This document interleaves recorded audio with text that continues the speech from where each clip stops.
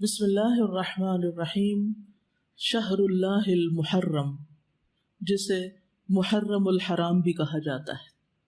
محرم کا لفظی معنی ہے حرام کیا گیا، یعنی جس مہینے کی حرمت ہے، جس میں بہت سے ایسے کام حرام کیے گئے ہیں جن کو ایک مسلمان نہیں کرتا یا ان کا کرنا اس کے لیے حرام میں آتا ہے۔ محرم کے مہینے کو شہر اللہ کہا جاتا ہے، اللہ کا مہینہ۔ اس مہینے کی تعظیم کی وجہ سے اس کو اللہ کا مہینہ کہا جاتا ہے۔ اس سے اس مہینے کی امپورٹنس کا پتہ چلتا ہے۔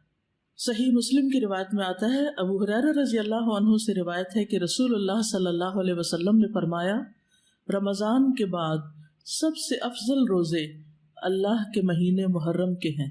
تو گویا اس مہینے کی بھی خاص عبادت پھر کیا ہوئی؟ روزے۔ عشر ذوالحجہ میں تو پہلے 9 دن کے روزے تھے، لیکن اس میں پورے مہینے میں سے جب بھی آپ چاہیں روزے رکھ سکتے ہیں۔ ضروری نہیں کہ پورے ہی مہینے کے روزے رکھیں جیسے رمضان میں رکھے جاتے ہیں، لیکن 10 تاریخ کا روزہ جو ہے اس کی خاص فضیلت ہے۔ محرم الحرام کی ایک اہمیت کی وجہ یہ بھی ہے کہ یہ ہجری سال کا پہلا مہینہ ہے، تو یہ مہینہ عظمت اور برکت والا ہے اور حرمت والا ہے۔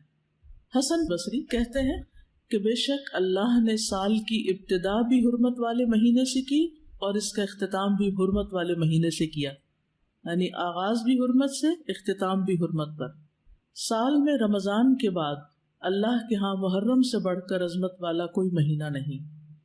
تو اس سے کیا پتہ چلتا ہے کہ اگر جس کام کے آغاز میں اور جس کے اختتام پر خصوصی ہدایات دی جائیں اور اللہ سبحانہ تعالیٰ کی عبادت اور خصوصاً روزے وغیرہ کی عبادت کی طرف متوجہ کیا جائے تو سال بھر بھی پھر اس کی عادت اپنا لینی چاہیے۔ نئے سال کا آغاز جو ہے وہ دعا سے کرنا چاہیے۔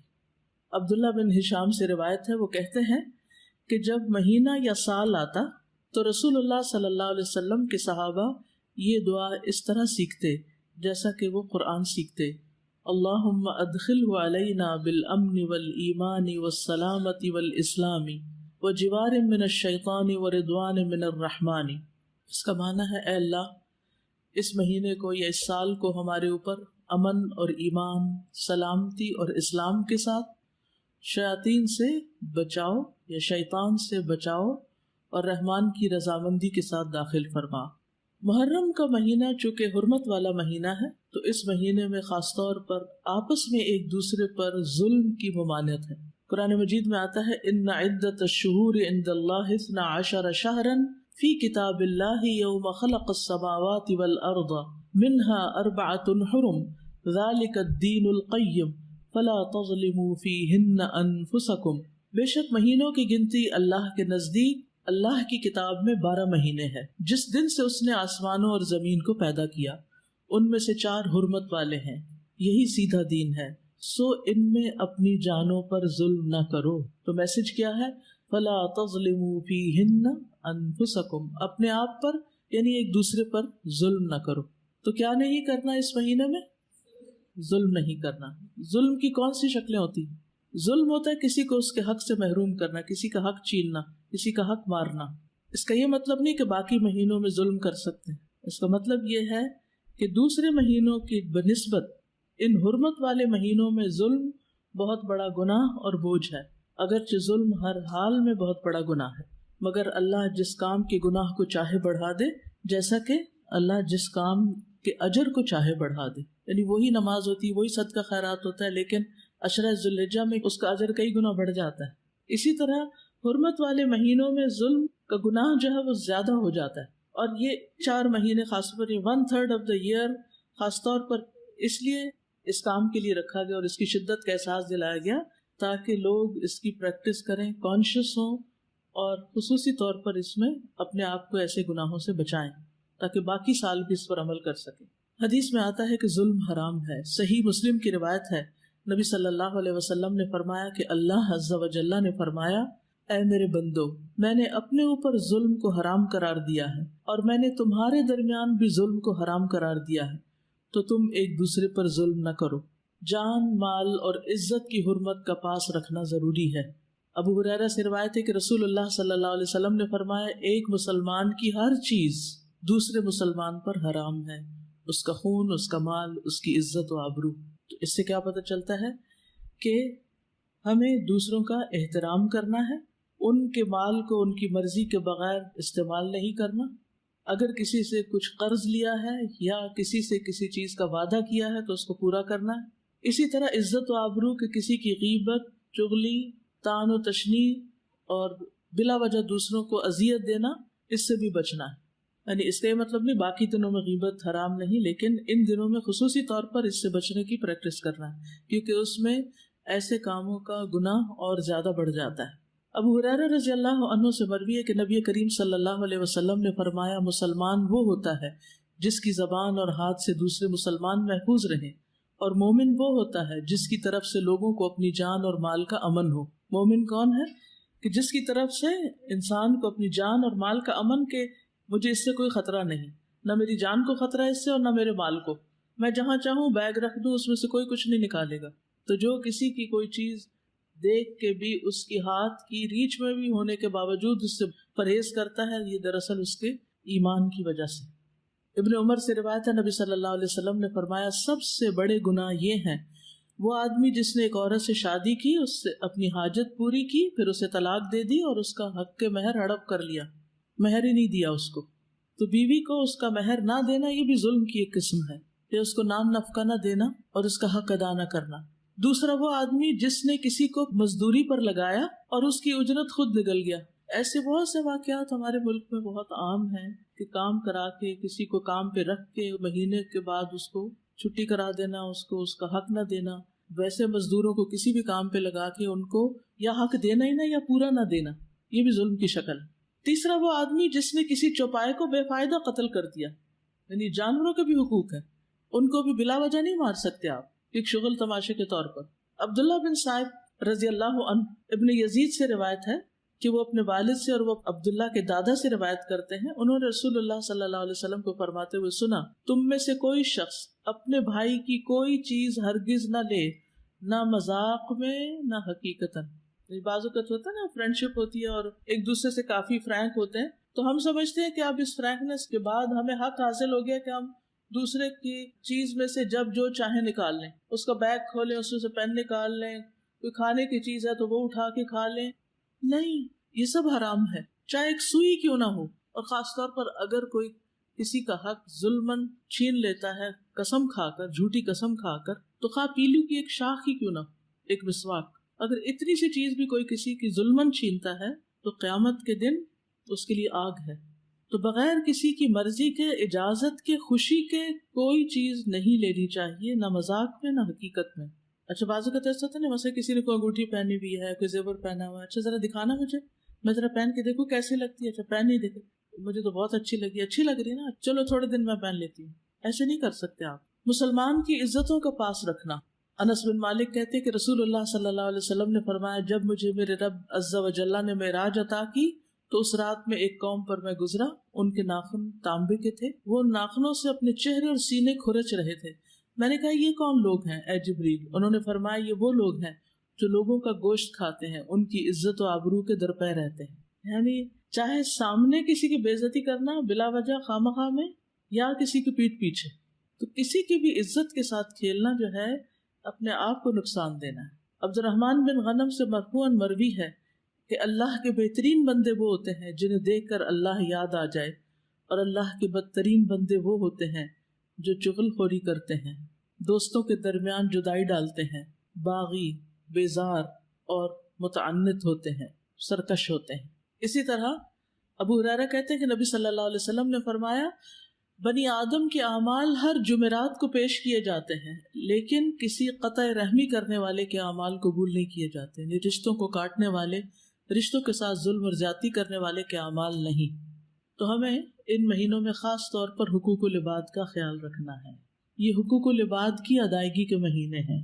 دوسرا کرنے کا کام اس مہینے میں روزے رکھنے۔ ابو ہریرہ کہتے ہیں کہ رسول اللہ صلی اللہ علیہ وسلم نے فرمایا رمضان کے بعد سب سے افضل روزے اللہ کے مہینے محرم کے ہیں، یعنی مہینے کے اعتبار سے محرم کے روزے افضل ہیں رمضان کے بعد۔ ویسے تو ذوالحج کے پہلے عشرے میں تو سارے اعمال افضل ہیں، لیکن وہ صرف پہلے 10 دن کی بات ہے، اور یہاں کیا ہے، پورے مہینے کی بات ہو رہی ہے۔ لیکن یہ بات ثابت ہے کہ نبی صلی اللہ علیہ وسلم نے اس پورے مہینے کے روزے نہیں رکھے، یعنی کمپلیٹ نہیں کیا محرم کو۔ اس سے اس مہینے کے روزوں کی ترغیب تو ملتی ہے، لیکن پورے مہینے کے روزوں کی پابندی نہیں، خصوصاً عاشورہ کا روزہ، 10ویں تاریخ کا روزہ۔ جب آپ سے اس دن کے روزے کے بارے میں پوچھا گیا تو آپ نے فرمایا یہ روزہ گزرے ہوئے 1 سال کے گناہوں کا کفارہ بن جاتا ہے، یعنی پچھلے محرم سے لے کے اب تک کے جو گناہ ہوں گے وہ انشاءاللہ معاف ہوں گے، صغیرہ گناہوں کی طرف اشارہ ہے۔ 10 تاریخ جو ہے اس مہینے کی، وہ خاص طور پر بہت اہم ہے روزے کے اجر و ثواب کے اعتبار سے، لیکن ہمارے ہاں عموماً عاشورے کا دن حضرت حسین رضی اللہ عنہ کی یاد میں منایا جاتا ہے۔ وہ ایک تاریخی واقعہ ہے جو بعد میں پیش آیا ہے، تو نبی صلی اللہ علیہ وسلم کے دور سے ہی اس دن کی بڑی اہمیت ہے۔ یہود اس دن کے بارے میں کہتے تھے ھذا یوم صالح، یہ ایک اچھا دن ہے۔ بخاری میں آتا ہے ھذا یوم عظیم، یہ بڑی عظمت والا دن ہے۔ تو 10ویں محرم کیا ہے؟ اچھا اور عظمت والا دن ہے۔ یہ کعبہ کو غلاف پہنانے کا دن ہے۔ حضرت عائشہ سے روایت ہے، کہتی ہیں کہ لوگ رمضان کے روزے فرض ہونے سے پہلے عاشورہ کا روزہ رکھا کرتے تھے، اور اس روز کعبہ کو غلاف پہنایا جاتا تھا۔ یہ یہود کی عید کا بھی دن ہے۔